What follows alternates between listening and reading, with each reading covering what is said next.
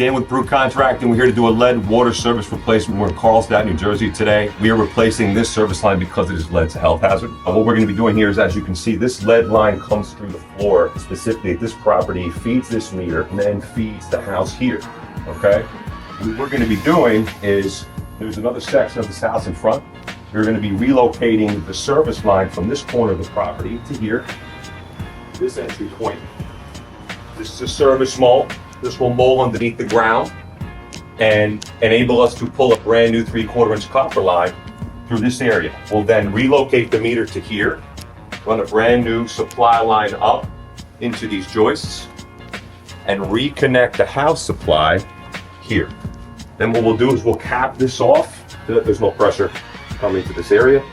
Abandon the lead service line underneath the ground, and then continue our work outside, pulling the copper line through the pits, connect to the curb valve, pressurize the house, drain the line. Stay tuned.